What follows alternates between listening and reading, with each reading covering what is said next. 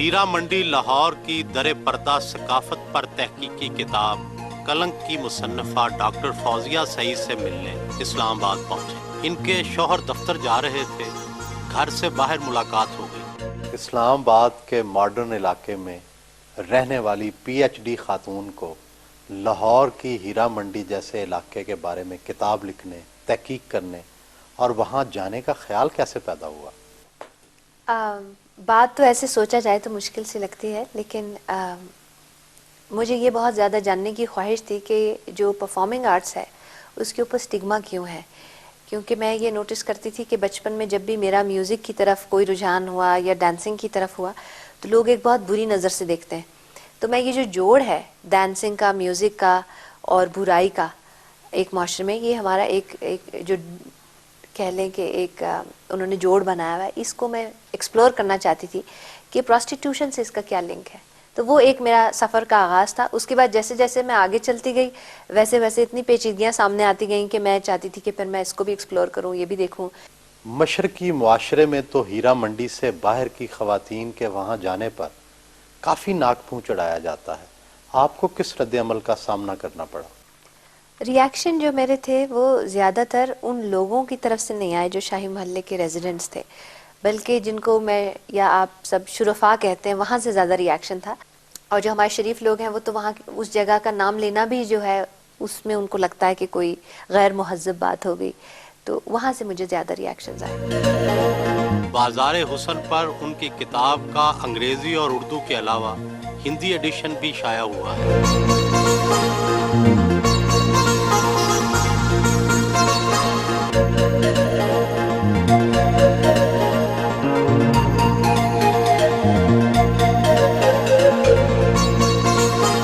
मुआशरे के आम लोगों और बाज़ार हुस्न के रहने वालों के खाने पीने और मामूलात में कितना फ़र्क महसूस किया? वैसे तो काफ़ी फ़र्क है, क्योंकि ये परफॉर्मिंग आर्ट्स के हिसाब से अगर देखा जाए तो वो रात तक परफॉर्म करते हैं और फिर उनकी सुबह जो है वो 1 बजे होती है। आम फहम ज़ुबान में भी मरासियों का खाना जो है वो बहुत मशहूर है। उनका टेस्ट ख़ास तौर पे देसी अंडा और देसी मुर्गी और पाए और दही दूध, ये सब कुछ बहुत शौक से चलता है। क्या वहाँ के आम घरों में खाना पकता है? ज़्यादातर तो उनके यहाँ रिवाज ये है कि बाहर से मंगाते हैं। चाय भी नहीं बनती, चाय भी वहीं बाज़ार है सारा, खाने पीने की ढेरों ढेर दुकानें, तो बाहर से ही मंगाया जाता है। लेकिन जहाँ घरों में पकता है वहाँ ज़्यादातर इनके मर्द जो हैं वो पकाते हैं, या फिर बहुएँ जो होती हैं जो घरेलू काम करती हैं वो पकाते हैं। लखनऊ, दिल्ली और लाहौर के बाज़ार हुस्न तहजीब के मराकज़ हुआ करते थे। शुरफा अपने बच्चों को अदब अदाब और ज़ुबान सिखाने वहाँ भेजते थे। अब क्या सूरत हाल है? अब तो बहुत बदल गया ज़माना, वहाँ भी बदल गया, यहाँ भी बदल गया। और इस बात में बहुत सी हकीकत भी थी। पहले जो एक शायरी का टेस्ट है और डांस का और जो गज़ल गायकी है उसकी अदायगी है, ये सब चीज़ें बहुत एक पाए की थी वहाँ पर, और उस हिसाब से वो भेजा करते थे। लेकिन अब तो यह मयार, सुनने वालों का मयार भी काफ़ी गिर गया है और सुनाने वालों का मयार भी गिर गया है। तो आजकल तो इनके उस्ताद ज़्यादा फिल्मी डांस होते हैं, ये उनसे सीखती हैं बजाय इसके कि क्लासिकल वगैरह पेश करें। वो अपने भाई डॉक्टर कामरान के इश्तराक से नौजवानों की तरबियत का मेहरगढ़ के नक्शों को हतमी शक्ल दे रही हैं।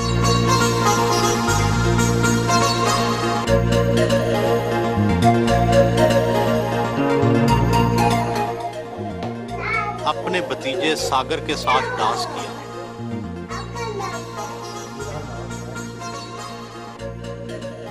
आपने किस उम्र में खुद रक्स करना सीखा? ऐसा है कि डांस हमेशा ही मेरे दिल के बहुत करीब रहा है और मुझे बहुत शौक था बचपन से। मेरा ज़्यादा इंटरेस्ट जो है वो फोक डांसिंग पे रहा। तो वो सीखने की चीज़ नहीं होती, वो करने की चीज़ ज़्यादा होती है। तो फिर मैंने जॉब भी बाद में लोक विरसा में की, तो वहाँ से और ज़्यादा मेरा टेस्ट डेवलप हुआ। तो जब भी कभी मौका मिला मैंने डांस किया।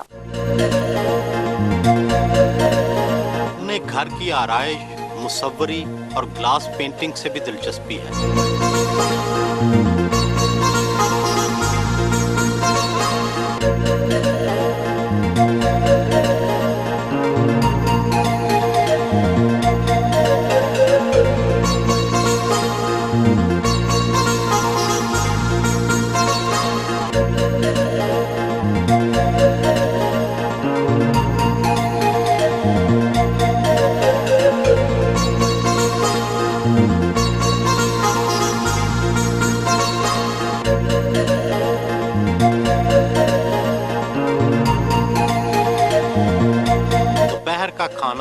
वालदैन और भाभी के साथ खाया। आपकी बेटी ने हीरा मंडी जैसे बदनाम इलाके पर तहकीक की, आपको एतराज तो हुआ होगा। जो जाते हैं तमाशबीनी के लिए, बुराई तो उसमें है। जो रिसर्च करें एजुकेशन के लिए, दूसरों के फायदे के लिए, उसमें तो कोई बुराई नहीं है। वो भी ईंटों का बना हुआ है, ये भी ईंटों का बना हुआ है, घर तो एक जैसे है सब। इंसानों की सोच में फर्क होता है, इंसान भी एक जैसे हैं, सिर्फ सोच का फर्क है। बेटी को ऐसा क्या सिखाया कि उन्होंने हर काम रवायत से हटकर किया, बाज़ार हुस्न पर तहकीक की, गैर मुल्की से शादी की और स्कूबा डाइविंग तक करती हैं? मेरी ख्वाहिश ये थी कि इनको एजुकेशन भी दूँ ज़्यादा अच्छी तरह और इनको कॉन्फिडेंस बहुत दूँ। तो उसमें मेरा ख्याल है मैं बेहतर यही हुआ है कि फिर मैंने जो भी उन्होंने कहा है मैंने करने दिया। जब एक बुनियाद मजबूत हो जाए ना तो फिर फिक्र की बात नहीं होती, चाहे वो हीरा मंडी के उस पर जाएं या जहाँ भी जाएं।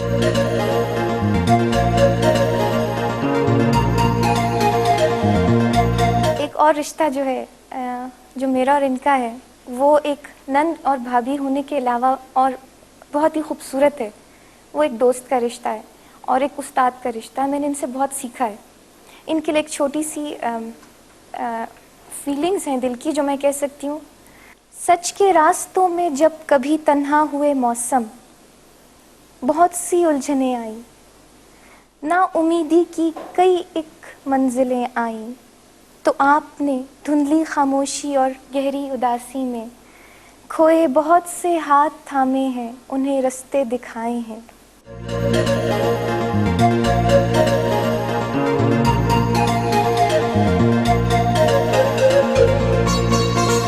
फुर्सत के लम्हात अहले खाना के साथ गुजारती हैं।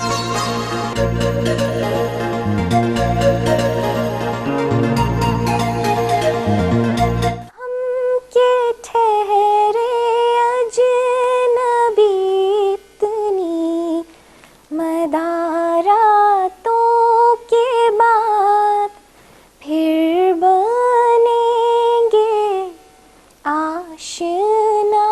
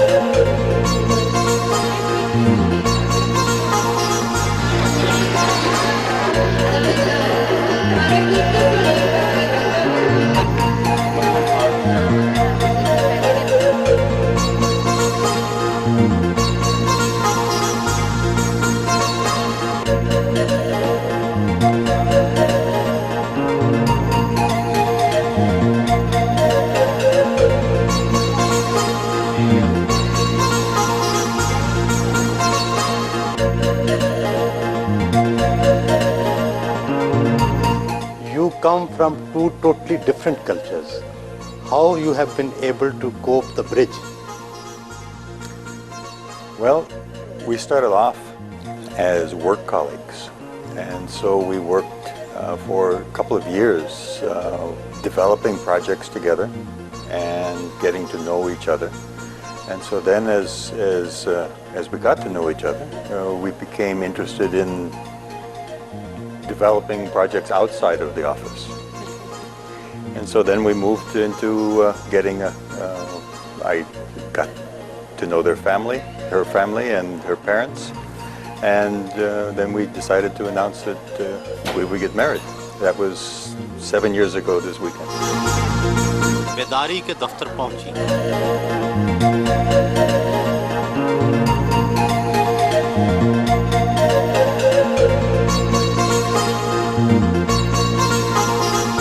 वो 15 साल से औरतों के खिलाफ तशद्दुद के हवाले से सरगर्म अमल है।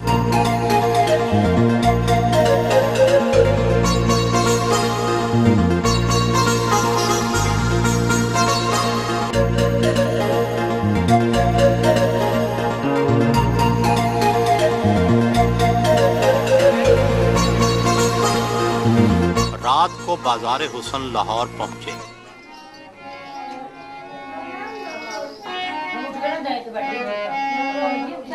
बाजार ही में अपनी एक दोस्त के घर पहुंची।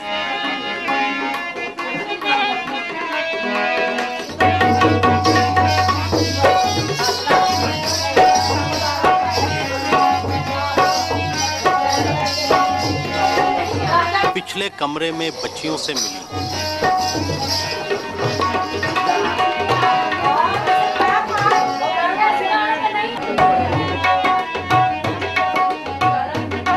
उनके लिए रक्स की तकरीब का एहतमाम भी किया गया।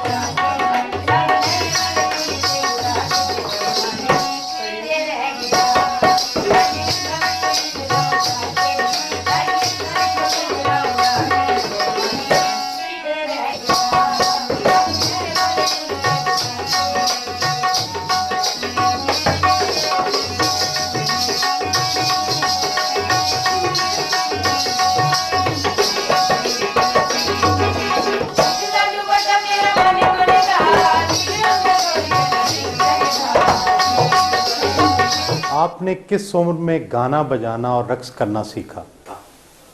मैंने 12 साल की उम्र में सीखा। अब आपकी उम्र क्या है?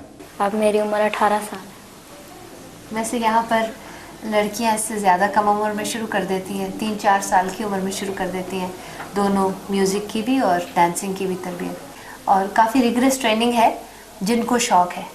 कई ऐसे पेरेंट्स हैं जिनको इतना शौक़ नहीं होता तो वो बस थोड़ा थोड़ा काम, ज़्यादा नहीं सिखाते। बाजार हुसन में पैदा होने वाले लड़के आमतौर पर क्या करते हैं? लड़कों का इतना रोल नहीं होता वैसे। बाज़ों का थोड़ा बहुत म्यूज़िक की तरफ या कोई दुकान शुकान डाल ली या फिर घर में हेल्प आउट करते हैं, सौदे लाते हैं, बच्चों का ख्याल करते हैं, कोई डोमेस्टिक जो भी चोर्स हैं वो करते हैं। लेकिन बहुत वेल डिफाइंड रोल नहीं है। ज़ाहिर है बेटी जो है वो उसकी बहुत खुशी होती है और बेटों की इतनी नहीं होती। क्या यहाँ बेटियों को बेटों से ज़्यादा प्यार किया जाता है? जी हाँ। गाने बजाने और रक्स का शौक़ है या मजबूरी से करती हैं? शौक से। जो फ़न है वो तो यहाँ रग रग में बसा हुआ है, टैलेंट बहुत ज़्यादा है। हमारे जितने बेशतर चाहे फिल्म इंडस्ट्री कह लें या टेलीविज़न कह लें, वहाँ पर म्यूजिशियंस और फ़नकार तो यहीं से फीड होते हैं। बाजार हुसन की बहुत सी फनकाराओं को नामवरी मिली। कौन सी फनकार आपकी आइडियल है? सबसे पहले तो अंजुमन जी हैं, उन्होंने नाम कमाए। ठीक, आपको पसंद है वो? यहाँ पर जो नाचने वाले लोग हैं उनकी ज़ात जो है कंजर है, और जो म्यूजिशियंस हैं जो म्यूज़िक वगैरह बजाते हैं वो मिरासी लोग हैं। लेकिन इन रियलिटी ये बहुत मिक्स्ड ज़ातें होती हैं, इसलिए क्योंकि जो गाहक होते हैं जिनसे ये बच्चे पैदा करती हैं वो ज़ाहिर है मुख्तलिफ़ ज़ातों से आते हैं। मगर ये है कि ऑक्यूपेशनल ग्रुप्स की जो एक ट्रेडिशन है उसके हिसाब से इनकी ये ज़ात।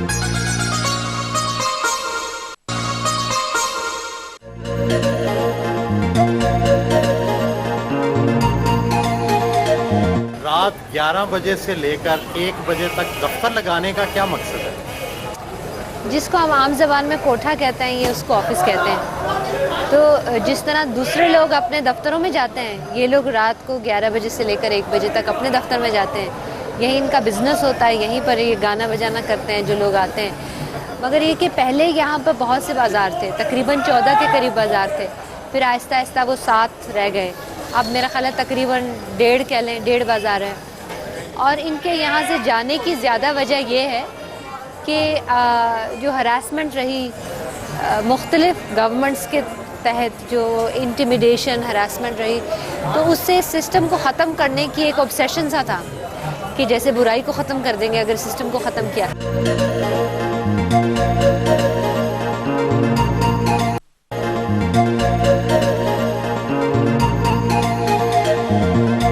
बहन भाई और माँ बेटी का रिश्ता यहाँ किस तरह निभाया जाता है? इनके यहाँ माँ का ये फ़र्ज़ है कि वो बेटी को ट्रेन करे और इस काबिल बनाए कि वो कमाने वाली बने, तो वो फ़र्ज़ अपना पूरा करती है। ठीक है, भाइयों का ये काम होता है कि वो दौड़ भाग करके सौदे ला दें, जो भी भाई का रोल है, जो इस माशरे ने उसको दिया हुआ है रोल, वो पूरा करते हैं, जैसे हम लोग पूरा करते हैं अपने रोल्स को। इज़्ज़त और गैरत का यहाँ पर क्या तासुर? इज़्ज़त और गैरत के भी कॉन्सेप्ट्स हैं, सिर्फ ये है कि उसकी डेफिनेशन मुख्तलिफ है। हम लोग जिस चीज़ को इज्जत कराना या बेइज्जती होना कहते हैं, यहाँ पर भी है। मिसाल के तौर पे यहाँ अगर अपनी बिरादरी में शादी कर दी जाए तो समझी जाती है कि नाक कट गई। हमेशा शादी जो होती है या आपका गाहक जो होता है वो बाहर से होता है। अगर बिरादरी के अंदर हो या आप मिरासी कम्युनिटी में से किसी से शादी कर लें तो माँ बाप कहते हैं इससे बेहतर है हम जहर खा के मर जाएं।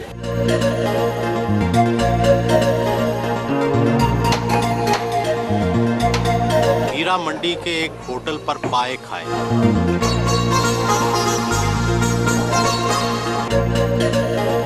जिनसी कारोबार के हवाले से जानी जाने वाली टिब्बी गली इन दिनों बिल्कुल सुनसान है।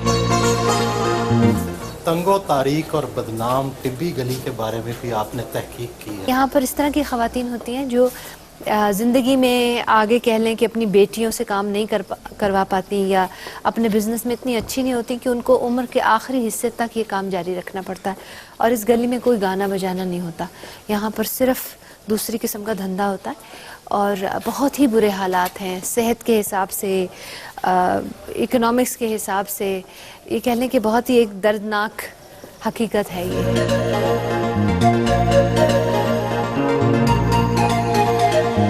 मौसीकार उस्ताद सादिक से मिलने पहुंचे। बाज़ार हुस्न में मेरा इब्तिदाई मौसीकी का जो काम था वो थिएटर लैंड में हुआ। इब्तिदा मैंने वहाँ से शुरू किया तो कुछ अरसा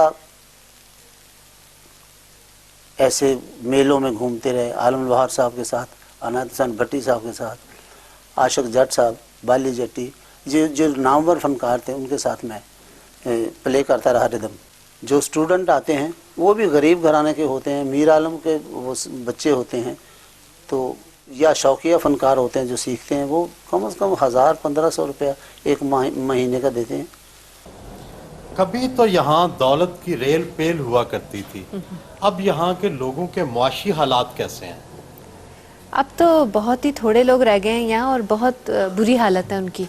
अगर आप सच पूछें तो बहुत गुर्बत, यहाँ तक कि बिल्कुल रोज़ी अपने बेसिक्स के लिए भी काफ़ी नहीं होती। कमानी बहुत मुश्किल है लोगों को। लोग ऐसे समझते हैं कि जी बड़ा पैसा कमा रहे हैं, लेकिन इतना आपने घूम फिर के देखा कि जिस तरह की गलियाँ हैं, जिस तरह के घर हैं, कि बहुत मुश्किल है उनको रोज़ी कमाना।